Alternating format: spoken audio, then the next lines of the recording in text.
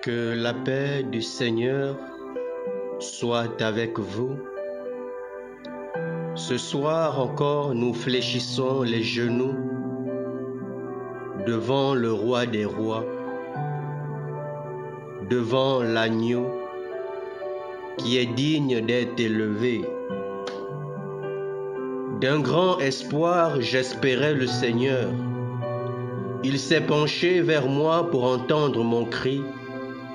Il m'a tiré de l'horreur du gouffre, de la vase et de la boue. Il m'a fait reprendre pied sur le roc. Il a raffermi mes pas. Dans ma bouche, il a mis un chant nouveau, une louange à notre Dieu. Beaucoup d'hommes verront, ils craindront, ils auront foi dans le Seigneur. Heureux est l'homme qui met sa foi dans le Seigneur et ne va pas du côté des violents, dans le parti des traîtres. Tu as fait pour nous tant de choses, toi, Seigneur notre Dieu, tant de projets et de merveilles. Non, tu n'as point d'égal. Je l'ai dit et je l'ai redit encore, mais leur nombre est trop grand. Tu ne voulais ni offrande ni sacrifice. Tu as ouvert mes oreilles. Tu ne demandais ni holocauste ni victime. Alors j'ai dit, voici, je viens.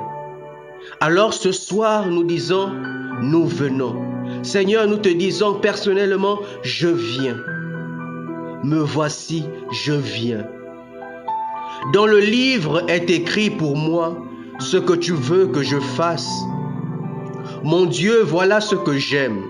Ta loi me tient aux entrailles. Ta loi me tient aux entrailles. Que ta loi me tienne aux entrailles jour et nuit. J'annonce la justice dans la grande assemblée.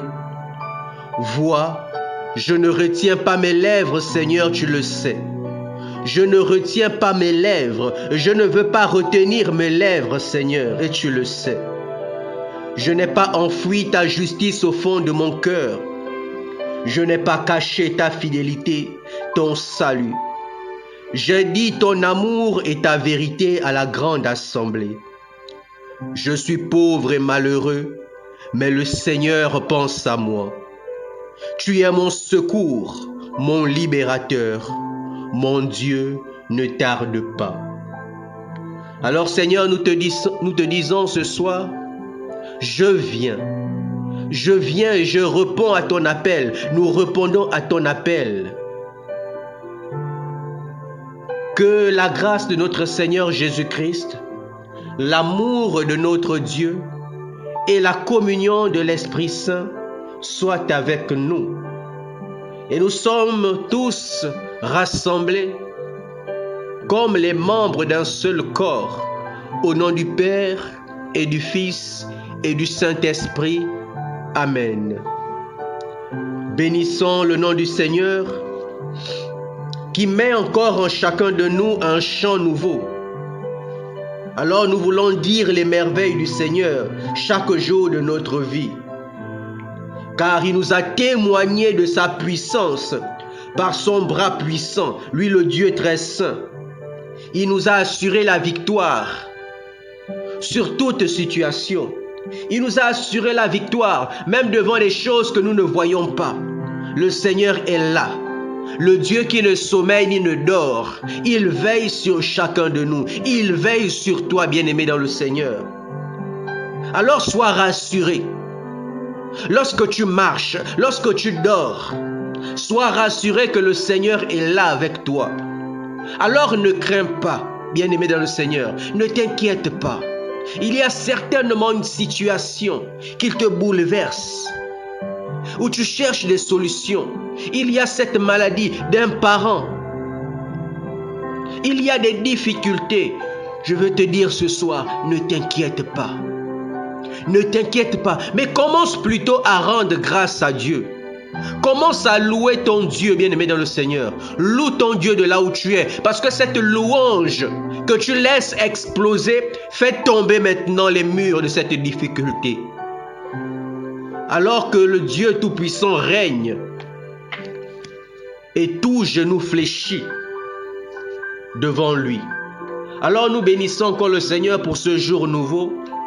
Quel que soit ce que nous avons, quel que soit ce que nous traversons, nous voulons bénir le nom du Seigneur. Alors même au milieu de la fatigue, nous bénissons le Seigneur. Même au milieu de cette maladie, nous bénissons le Seigneur. En ce moment où nous traversons un peu cette grippe qui nous secoue, mais nous voulons bénir le Seigneur parce qu'il nous donne le souffle de vie. Il nous donne la force d'être là. Alors c'est justement dans la présence du Seigneur que nous recevons notre guérison. C'est dans la présence du Seigneur que nous recevons notre bénédiction. Alors je prie maintenant que le ciel s'ouvre sur toi et que ce que tu traverses, que le Seigneur te soutienne. Je déclare que la main du Seigneur soit sur toi. Même si tu ne vois pas cette difficulté trouver solution aujourd'hui, mais que tout soit aligné selon la volonté de Dieu. Parce que l'on dit tout concourt au bien de celui qui aime Dieu. Parce que marcher avec le Seigneur ne veut pas dire toujours la fin des problèmes, la fin des maladies. Mais non, mais pour que nous voulons que le Seigneur soit glorifié dans nos situations. Que seule la volonté de Dieu se fasse. Alors s'il y a une maladie qui persiste, alors disons Seigneur, glorifie-toi dans ma maladie. Alors j'étais vraiment secoué positivement quand je voyais sur les réseaux sociaux les paroles de cet enfant qui vivait, qui a le cancer. Et quand on lui demandait, tu ne voulais pas que ce soit tes parents qui souffrent de cela, il a dit non, je veux que ce soit moi, parce que peut-être ils ne pourront pas supporter. Alors malgré au milieu de ce cancer, cet enfant s'est gardé le sourire. C'est glorifier le nom du Seigneur, c'est rendre grâce à Dieu parce que c'est pas simplement le fait que le Seigneur enlève la maladie, mais que le Seigneur donne la force de supporter, de tenir. Il donne le mental à cet enfant. Alors j'étais agréablement surpris par ce message de cet enfant. Alors je pouvais voir que la solution ce n'est pas toujours d'être guéri, mais tant que le Seigneur a sa main sur nous, quelle que soit la situation, alors nous aurons le sourire. Même si nous sommes là affaiblis, fatigués, nous n'avons pas la solution. Mais tant que le Seigneur nous donne le souffle de vie, tant qu'il nous donne toujours le sourire, tant qu'il nous donne la force, alors bénissons le Seigneur. Parce que la solution que nous cherchons n'est pas forcément celle que le Seigneur veut. Alors glorifions le Seigneur. Alors dans ta situation, glorifie le nom du Seigneur. Dans cette difficulté, glorifie le nom du Seigneur. Arrête de te plaindre. Glorifie le nom du Seigneur. Commence à louer le Seigneur. Parfois, nos situations perdurent parce que nous sommes toujours là à nous lamenter. Et lorsqu'on se lamente, on ne voit pas là où le Seigneur veut nous conduire. Parfois, dans cette situation, le Seigneur veut t'ouvrir les yeux sur quelque chose, mais tu passes ton temps à te lamenter. Tu n'ouvres pas les yeux pour demander au Seigneur, Seigneur, dans cette saison de ma vie, qu'est-ce que tu veux me faire comprendre? Qu'est-ce que tu veux m'enseigner? C'est là l'attitude des véritables enfants de Dieu. Alors que le Saint-Esprit encore nous dispose ce soir, lui qui nous conduit, je bénis le Seigneur, nous nous laissons simplement conduire. Et c'est cela où il a voulu nous conduire là, aujourd'hui et maintenant. Alors nous poursuivons, bien-aimés, l'enseignement de Jésus. Et ce soir, notre thème s'intitule « Les épreuves de la mission ». Et c'est la première partie aujourd'hui, il y aura d'autres parties. Les épreuves de la mission ou les épreuves du missionnaire. Alors, bien-aimés dans le Seigneur, il n'y a aucune mission sans épreuve. Il n'y a aucune mission sans défi. Il n'y a aucune mission sans difficulté. Alors, les difficultés, les épreuves ne devraient pas freiner notre ardeur, ne devraient pas freiner notre désir. Car la parole nous rappelle que nous n'avons pas reçu un esprit de timidité, mais un esprit de force, un esprit de puissance. C'est cet esprit qui nous permet de foncer malgré les difficultés, qui nous permet de tenir, tout comme cet enfant, au milieu du cancer, qui permet de garder toujours le sourire et d'avoir ces paroles pleines d'enseignements même pour les adultes. Alors, c'est l'Esprit de Dieu, c'est la force de Dieu. Et là, le Seigneur se glorifie dans cet enfant. Alors, il y a des épreuves. Le Seigneur ne nous a pas dit qu'il n'y aura pas de difficultés. Arrêtons de nous mentir. Si tu as cette mentalité que avoir Dieu avec toi signifie qu'il n'y a pas des épreuves, alors tu ne vis pas tu ne vis pas la chrétienté comme on le pense. Tu n'es pas un véritable chrétien. Parce que même Jésus a souffert. Il a dû faire la volonté de Dieu parce qu'il aurait bien voulu aussi à un moment donné se reposer, dormir, ne pas vivre ses difficultés. Mais même au milieu des difficultés, il a dit: Père, non pas ma volonté, mais la tienne. Alors dans notre mission, quand nous voulons marcher avec Dieu, on veut souvent la puissance, on veut tellement de choses, on veut manifester la puissance de Dieu. Mais il y a un prix, il y a des difficultés qui vont avec cela. Alors pourquoi simplement chercher le bon côté? Il y a des difficultés et le Seigneur nous montre. Et justement, il veut nous parler de ces épreuves ce soir.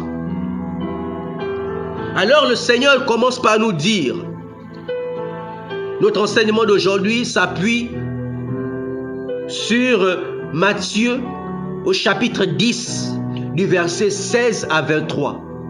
Matthieu chapitre 10 du verset 16 au verset 23. Le Seigneur commence par nous dire: voici que moi, je vous envoie comme des brebis au milieu des loups. Je vous envoie comme des brebis au milieu des loups. Bien-aimés dans le Seigneur, le Seigneur nous envoie comme aussi une lumière au milieu des ténèbres. Le Seigneur nous envoie dans ce monde, mais nous ne sommes pas du monde. Nous sommes dans le monde, mais nous ne sommes pas du monde. Le Seigneur nous envoie comme des artisans de paix au milieu de la violence. Le Seigneur nous envoie comme des personnes gentilles au milieu des personnes méchantes, au milieu des ténèbres. Il nous envoie comme des brebis. La brebis, c'est cette bête innocente, sans violence, douce. Mais au milieu des loups, ce sont les loups qui sont là pour détruire les brebis. Mais comment le Seigneur encore veut nous envoyer, nous qui sommes des loups, nous qui sommes des agneaux, des brebis, inoffensifs, aller face à ces loups qui sont des prédateurs. Alors bien aimés dans le Seigneur, voilà la première difficulté. Il ne nous envoie pas comme des personnes fortes. Parce que bien aimés dans le Seigneur, la force n'est pas que physique. Elle est aussi mentale, elle est stratégique. C'est aussi faire preuve d'intelligence, de sagesse. C'est là la force. Parce qu'une force sans intelligence, c'est du gâchis, bien aimé dans le Seigneur. Alors il nous envoie tel des brebis au milieu de loups. Donc comme David est allé combattre Goliath, voici comment le Seigneur nous envoie. Il dit: voici que je vous envoie comme des brebis au milieu de loups. Soyez prudents comme les serpents et candides comme les colombes, bien-aimés dans le Seigneur. Il nous demande d'être prudents, d'être aussi rusés, bien-aimés dans le Seigneur. C'est cela l'intelligence, réfléchir. Le serpent, c'est la ruse, c'est l'intelligence, c'est le discernement aussi. Savoir quand agir et quand se retenir, par où passer. Parce que ce n'est pas simplement être fort, parce que parfois les loups, ils font confiance à leur force et ils foncent simplement, sans réfléchir. Alors que toi, la brebis, tu as ta force qui est aussi dans la stratégie. Et le Seigneur qui t'envoie. Alors le Seigneur nous demande d'être prudent, d'être candide, comme des colombes. La colombe, innocente, pure, dépourvue de malice. On peut faire preuve de stratégie ou de ruse sans faire preuve de malice, bien aimé dans le Seigneur. Parce que la malice, c'est quelque chose ça vient du malin. On peut être stratégique, être rusé, sans faire preuve de malice, bien aimé dans le Seigneur. C'est une stratégie simplement, de savoir quand agir et comment agir. Mais lorsque c'est la malice, bien aimé dans le Seigneur, c'est toujours inspiré du mauvais. On a des mauvaises intentions. Mais alors que lorsque le Seigneur nous envoie, c'est pour faire une mission. Et on le voyait déjà hier. On en parlait il y a le lundi. Le Seigneur nous envoyait prêcher, guérir les malades. Et dans cette mission qui a les difficultés, alors nous devons agir avec prudence, avec méfiance, avec intelligence, avec stratégie, avec ruse, bien-aimés dans le Seigneur. Parce qu'il y a des difficultés. Et le Seigneur commence par nous dire, méfiez-vous des hommes. Alors, le Seigneur impose maintenant cette méfiance face aux hommes. Ce n'est pas la fuite, ni encore la crainte de ces hommes, mais de se méfier simplement. Alors lorsqu'on se méfie, on met en place la prudence, on met en place la stratégie, on met en place l'intelligence, on met en place la sagesse. On ne fonce pas, on ne compte pas sur nos muscles comme des personnes qui sont par terre, peut-être qui sont fortes, qui comptent simplement sur leur force et foncent comme ça sans réfléchir. Non, bien-aimés dans le Seigneur, il nous invite à la méfiance, à agir avec prudence, avec sagesse. C'est cela que le Seigneur veut pour nous. Parce qu'il nous dit, en nous disant de nous méfier des hommes, il dit qu'ils vous livreront. Les hommes nous livreront aux tribunaux. Ils nous flagelleront, tout comme on a flagellé Jésus. Ils vont nous livrer, ils vont nous flageller, ils vont nous faire subir des difficultés, bien dans le Seigneur. Ils vont nous persécuter. Et même déjà dans les béatitudes, le Seigneur nous rappelle. Dans Matthieu au chapitre 5, on nous parlait des béatitudes. Heureux ceux qui sont persécutés pour la justice, car le royaume des cieux est à eux. Heureux êtes-vous si l'on vous insulte, si l'on vous persécute, si l'on vous dit faussement toutes sortes de mal contre vous à cause de moi. Réjouissez-vous, soyez dans l'allégresse, car votre récompense sera grande. Alors le Seigneur nous dit qu'on sera livré, on sera flagellé. On va nous conduire devant les gouverneurs, devant les rois, à cause de son nom. Et justement, on doit se rappeler qu'il nous a dit dans les béatitudes que heureux, si on vous persécute, on vous livre, on vous fait toutes ces choses à cause de moi. Votre récompense sera grande. Alors nous serons livrés, nous serons persécutés, nous serons attaqués. Parce que nous avons en face des loups, ces hommes qui sont des loups, qui sont là pour s'opposer à notre mission, bien-aimés dans le Seigneur. Alors, voilà ce que nous allons subir. Voilà les difficultés liées à la mission, liées à l'envoi en mission par le Seigneur. Alors, est-ce que cela devrait nous refroidir, bien-aimés dans le Seigneur? Non, cela ne doit pas nous refroidir. Parce que lorsque le Seigneur nous envoie, il sait mettre les conditions, même au milieu de ces difficultés. Et le Seigneur nous dit de ne pas nous inquiéter. Il nous dit au verset 19, quand on vous livrera, ne vous inquiétez pas. Alors il dit pas d'inquiétude. Tout comme le Christ était dans cette barque au milieu de la tempête. Lorsque les apôtres s'agitaient, il était là calme. Alors pourquoi crains-tu? Le Seigneur est dans ta barque. Lorsqu'il t'envoie, il est avec toi. Il est en toi. Et le Seigneur nous dit, pas d'inquiétude. Quand on vous livrera, ne vous inquiétez pas de savoir ce que vous direz, ni comment vous le direz. Alors pas d'inquiétude. Ne te demande pas ce que tu vas dire devant les rois, devant les tribunaux lorsqu'on va t'emmener. Ne te demande pas comment tu vas dire ces choses. Mais il nous dit une chose. Il nous dit ceci. Ce que vous aurez à dire vous sera donné à l'heure là. Car ce n'est pas vous qui parlerez, c'est l'Esprit de votre Père qui parlera en vous. Alors, bien-aimés dans le Seigneur, lorsque nous serons livrés devant ces rois, devant ces personnes qui vont nous condamner, ne nous inquiétons pas, parce que l'Esprit de Dieu est en nous. L'Esprit de Dieu parlera en nous et assurera notre défense. Notre défense sera assurée par le Saint-Esprit, par l'Esprit de Dieu. Et le Seigneur nous rappelle dans Jean que je prierai le Père. Je prierai le Père pour qu'il vous envoie un défenseur. Oui, bien aimé dans le Seigneur. Il dit dans Jean au chapitre 15 au verset 26, quand viendra le défenseur que je vous enverrai d'auprès du Père, lui l'Esprit de vérité qui procède du Père, il rendra témoignage en ma faveur. Alors le Saint-Esprit qui est appelé le Paraclet, le défenseur, bien aimé dans le Seigneur, il parlera pour nous, il assurera notre défense, il mettra en nous le courage, il y aura en nous ce feu dévorant, bien aimé dans le Seigneur. Il y aura cette parole, comme avec Élie. Il y a dans mon cœur un feu dévorant. Le Seigneur a mis mettra à l'intérieur de nous ce feu. alors on parlera, non pas par nous-mêmes, mais par l'Esprit de Dieu qui parlera en nous. Alors le Seigneur nous dit qu'il, même là, il y aura la confusion. Il y aura de la confusion. Parce qu'on nous dit, les frères livrera son frère à la mort et le père son enfant. Alors les gens se livreront entre eux, les parents entre parents. Alors ils vont se livrer. Il y aura cette confusion, bien-aimés dans le Seigneur. Et le Seigneur nous dit encore que vous serez détestés. Nous serons détestés, bien-aimés dans le Seigneur. Nous serons haïs.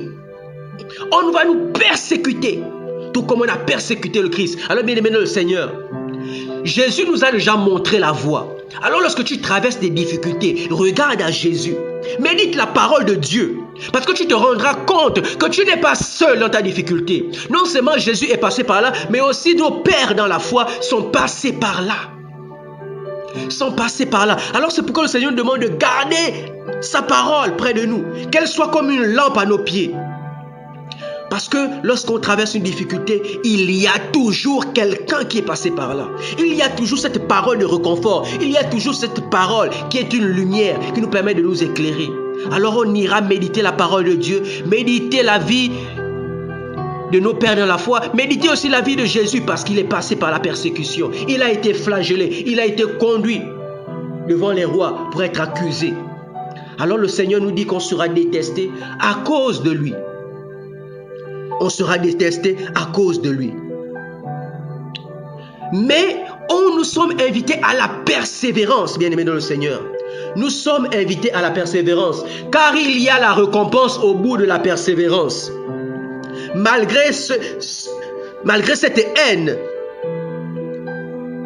malgré le fait qu'on nous déteste, on doit persévérer. Le Seigneur nous dit, mais celui qui aura persévéré jusqu'à la fin, celui-là sera sauvé. Alors, bien-aimés dans le Seigneur, il y a une récompense au bout de cette persévérance, au bout de cette espérance, au bout de cette endurance, au bout de ces difficultés. Il y a la récompense, il y a la vie, il y a le salut, il y a la vie éternelle, bien-aimés dans le Seigneur. Alors, ça vaut le coup de tenir, ça vaut le coup de persévérer. Alors, voilà les difficultés. Et le Seigneur nous dit, quand on vous persécutera dans une ville, fuyez dans une autre. Voilà. Le Seigneur nous demande de fuir. Mais ce n'est pas fuir au sens où on le pense. Que c'est simplement maintenant commencer à fuir la mission, bien aimé dans le Seigneur. Il nous dit, fuyez. Quand on vous persécutera dans une ville, fuyez dans une autre. Il ne demande pas d'arrêter la mission. Il dit de fuir dans une autre ville, d'aller dans une autre ville, bien aimé dans le Seigneur. De quitter cette ville et d'aller, bien aimé dans le Seigneur. Et la persécution aussi, il faut comprendre. Il faut que nous le comprenions. Quand il y a déjà la persécution, c'est déjà un signe que nous avons commencé à s'aimer.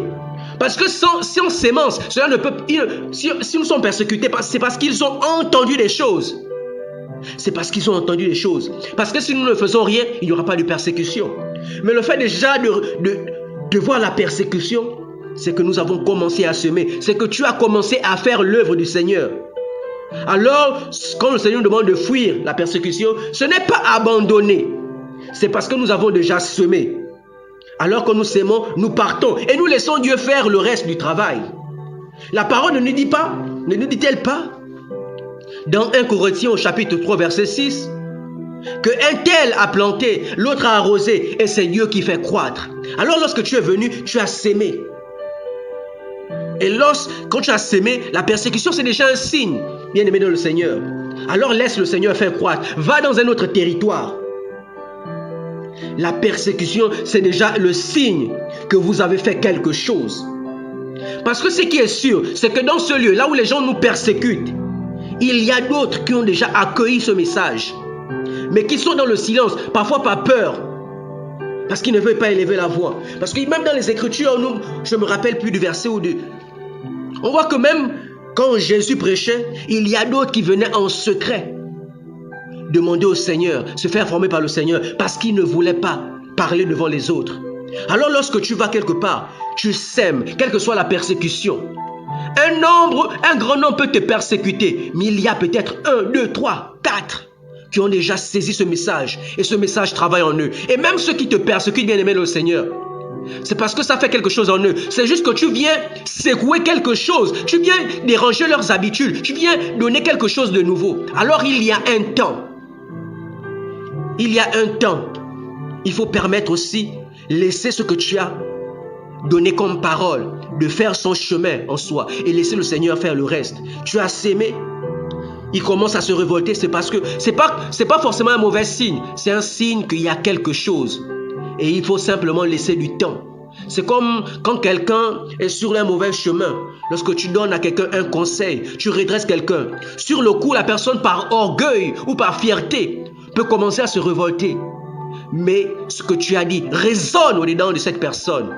Alors il faut accorder du temps. Le fait de fuir, ce n'est pas abandonner.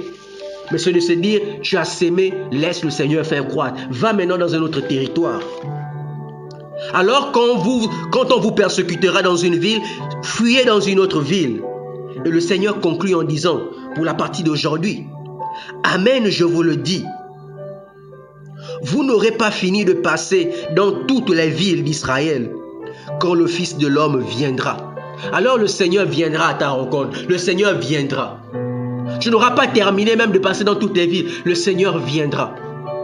Tu n'auras même pas terminé de faire toutes les villes. Que tu entendras que ce que tu as sémé déjà dans la première ville a commencé à porter du fruit.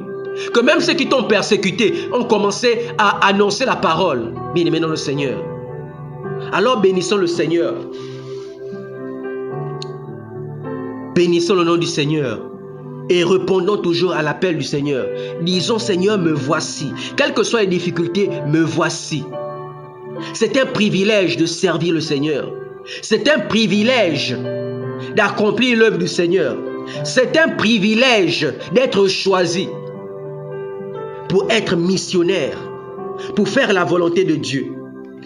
Alors comme on le proclamait déjà dans le psaume 34 au début qui faisait office de notre prière, au psaume 40, excusez-moi, que la loi du Seigneur nous tienne aux entrailles. Alors que cette loi nous tienne aux entrailles.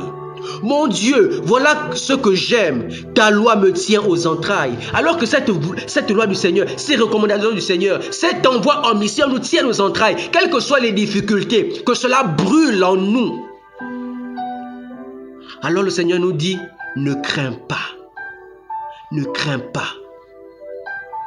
Alors les difficultés de ce monde, les difficultés présentes, ne sont rien comparables à la gloire qui va être révélée. Oui, parce que le Seigneur a dit, avant même que tu n'ailles dans toutes les villes, le Seigneur viendra à toi. Alors la gloire te sera manifestée. Alors ne regarde pas aux situations présentes. Fais confiance en ton Dieu. Le Seigneur t'a donné, il y a le Saint-Esprit en toi qui marche avec toi et qui te guide et qui t'accompagne. Lui, le défenseur, lui, notre force, notre guide, notre conseiller. Alors faisons appel au Saint-Esprit chaque jour. Saint-Esprit, viens et guide-nous. Saint-Esprit, viens et fortifie-nous. Saint-Esprit, viens et défends-nous. Saint-Esprit, viens et inspire nos paroles, inspire nos prières. Saint-Esprit, viens et défends-nous, éclaire-nous. Merci Saint-Esprit pour l'œuvre que tu accomplis en chacun de nous. Car sans toi, nous ne pouvons rien. Seigneur, nous bénissons encore ton nom. Merci pour ta grâce. Car tu le dis, ma grâce te suffit. Ma grâce te suffit. C'est dans nos faiblesses que toute ta puissance prend tout son sens. Alors nous nous réjouissons de nos faiblesses. Viens et règne. Merci Saint-Esprit. Merci Jésus. Merci Père du ciel et de la terre. Nous étions rassemblés au nom du Père et du Fils et du Saint-Esprit. Amen.